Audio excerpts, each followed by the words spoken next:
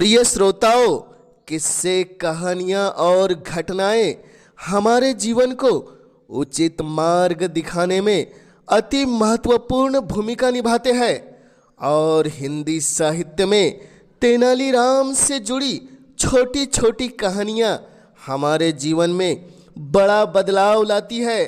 तो हमने प्रारंभ किया है तेनालीराम की कहानियों की एक संपूर्ण सीरीज, जिसमें आज उनकी प्रसिद्ध कहानी प्रस्तुत हो रही है, जिसका नाम है त्रिया हट। जी हाँ, त्रिया हट। यूं तो तेनालीराम से जलने वालों की राज दरबार में कमी नहीं थी, मगर राजगुरु तेनालीराम से कुछ अधिक ही खपा थे। वह अक्सर ही सोचता रहता था कि तेनालीराम को किस उपाय से महाराज की नजरों में गिराकर राजमहल से निकलवाया जाए। एक दिन राजगुरु को एक उपाय सूझ ही गया। उन दिनों महारानी का भाई विजयनगर आया हुआ था। राजगुरु ने एक दिन मौका पाकर उसे तेनालीराम के विरुद्ध भड़काया कि बेकार ही महाराज की नज़रों में इतना चढ़ा हुआ है, न उसमें कोई विशेष योग्यता है और न ही गुण। जिस पद पर तेनालीराम बैठा है उस पर तो आप जैसे सुयोग्य व्यक्ति को होना चाहिए। महारानी का भाई कुछ मोटी बुद्धि का था। उसके दिमाग में यह बात गहरे तक समा गई कि मैं तेनालीराम से अधिक योग्य हूँ।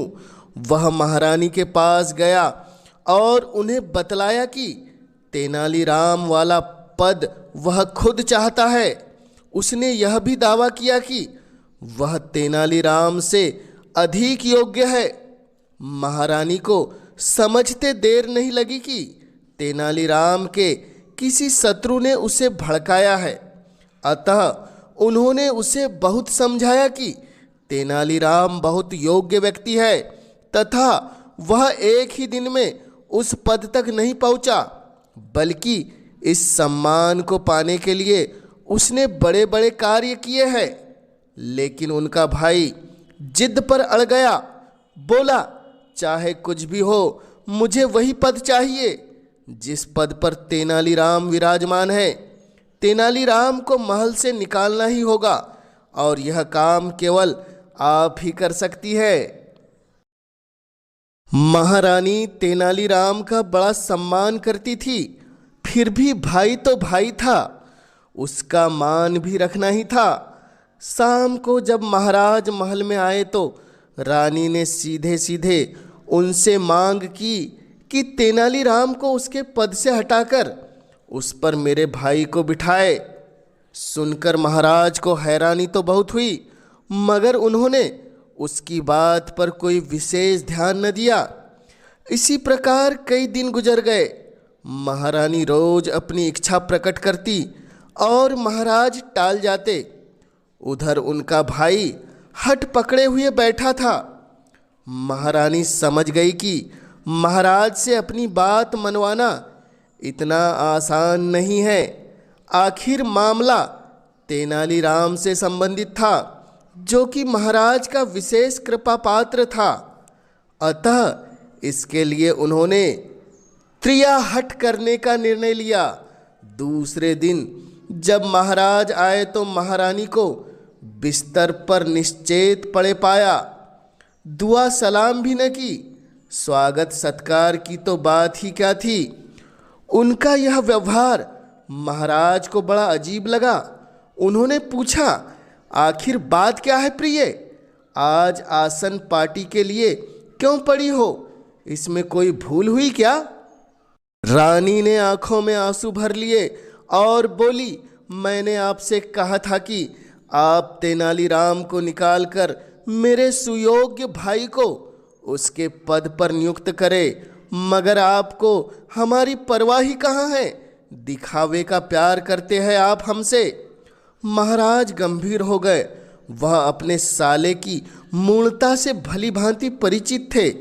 रानी भी इस बात को भली भांति जानती थी, किंतु स्त्रियां हट कर रही थी अतः मन में सोच विचार करने के बाद महाराज ने कहा, देखो प्रिय, इस प्रकार बिना किसी कारण के यदि तेनालीराम को दरबार से निकाला जाएगा तो प्रजा में गलत संदेश जाएगा।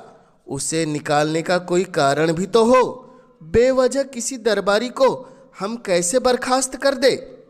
जैसा मैं कहता हूँ आप वैसा ही करें। महारानी ने एक उपाय बताया। आप मुझसे रूठने का नाटक करके यहाँ से चले जाइए। कल दरबार में तेनालीराम से कहिए कि रानी को हमारे सामने लेकर आओ। आप उसे चेतावनी दे दो कि यदि रानी को हाजिर न कर सके तो पद से हटा दिए जाओगे। वह मेरे पास आएगा तो मैं यहाँ से हिलूंगी भी नहीं। आपको तेनालीराम को पदमुक्त करने का अवसर मिल जाएगा। राजा को हंसी तो बहुत आई महारानी की बुद्धि पर, मगर वे बोले कुछ नहीं और चुपचाप महारानी की बात मानने की हामी भर ली। दूसरे ही दिन महाराज के महारानी से रुष्ट होने का समाचार पूरे दरबार में फैल गया। तेनालीराम जब महाराज से मिलने गया तो उन्होंने वही बात उससे कही जो रानी ने सुझाई थी। उनकी बात सुनकर तेनालीराम का माथा ठनका कि अवश्य ही दाल में कुछ काला है। उसने बाहर आकर अपने एक आदमी को कुछ समझाया और महल में महारानी के कक्ष की ओर चल दिया। अभी वह रानी के पास जाकर उनका कुशल क्षेम पूछ ही रहा था कि उनका सिखाया पढ़ाया आदमी वहां पहुंच गया और जाते ही बिना किसी भूमिका में बोला, आप बेकार ही प्रयास कर रहे हैं। महाराज तो अपनी बात पर ही अड़े हुए हैं।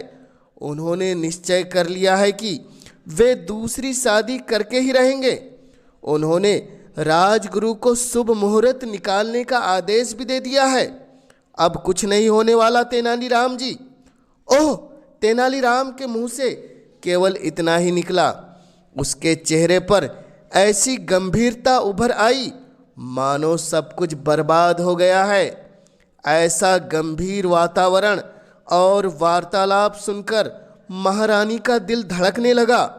वह सोचने लगी कि कहीं महाराज सचमुच में ही तो रुष्ट नहीं हो गए, वरना यह दूसरी शादी का क्या चक्कर है। उन्होंने तेनालीराम से पूछा, महारानी जी, बात यह है कि महाराज आपसे बहुत नाराज है। पता नहीं आपने उन्हें ऐसा क्या कह दिया जो बात यहाँ तक पहुँच गई। उनका तो कहना है कि उन्हें राजकाज में किसी की भी दखल अंदाजी पसंद नहीं है। शायद आपकी किसी मांग के कारण ही वे इतने खपा है कि दूसरा विवाह करने का मन बना चुके हैं। नहीं नहीं, महाराज ऐसा नहीं कर सकते। हम उन्हें समझाएंगे तेनालीराम जी और आश्वासन देंगे कि भविष्य में हम राजकाज के किसी भी काम में दखल नहीं देंगे। आप हमें तुरंत उनके पास ले चलिए। तेनालीराम तो इसी अवसर की ताक में थे। वे फौरन रानी को लेकर महाराज के पास जा पहुँचे। तेनालीराम ने रास्ते में ही उसे समझा दिया था कि महाराज के सामने जाकर क्या करना है। अतः रानी ने जाते ही महाराज से क्षमा मांगी और बोली, महाराज, अब मैं राज्य के किसी भी कार्य में दखल नहीं दूंगी, मुझे क्षमा कर दे। महाराज हैरान निगाहों से महारानी को देखने लगे। वे सोचने लगे कि कहाँ तो रानी वहाँ से न हिलने की प्रतिज्ञा कर बैठी थी और कहाँ अब तेनालीराम के साथ न केवल दौड़ी चली आई बल्कि क्षमा भी मांग रही है। वे बोले, प्रिय, लगता है तेनालीराम ने तुम्हें मूर्ख बना दिया है। वह बोली, ऐसा मत कहिए महाराज, तेनालीराम तो हमारा झगड़ा मिटाने की कोशिश कर रहे हैं। मैं बेचारे को व्यर्थ ही महल से निकलवाना चाहती थी। अब तो आप दूसरी शादी नहीं करेंगे ना? महाराज को हंसी छूट गई। फिर काफ़ी देर तक वे हंसते रहे। फिर उन्होंने महारानी को बतलाया कि तेनालीराम कैसा अनोखा व्यक्ति है। उसे दंडित करना आसान नहीं है। अब तो आप समझ गई होंगी कि तेनालीराम की जगह कोई भी व्यक्ति अपना स्थान ग्रहण नहीं कर सकता। यह कहानी आपको कैसी लगी कमेंट्स के माध्यम से हमें ज़रूर बतलाएं और जन जन तक हिंदी साहित्य की गाथा को पहुंचाने में अपना योगदान देने इस चैनल को अवश्य सब्सक्राइब कीजिए, ताकि आपके सहयोग से मैं हिंदी साहित्य की महान रचनाओं को जन जन तक पहुंचाने के लिए हमेशा उत्साहित रह सकूं। आप सभी श्रोताओं का पुनः इस चैनल से जुड़ने के लिए हृदय की गहराई से बहुत बहुत आभार।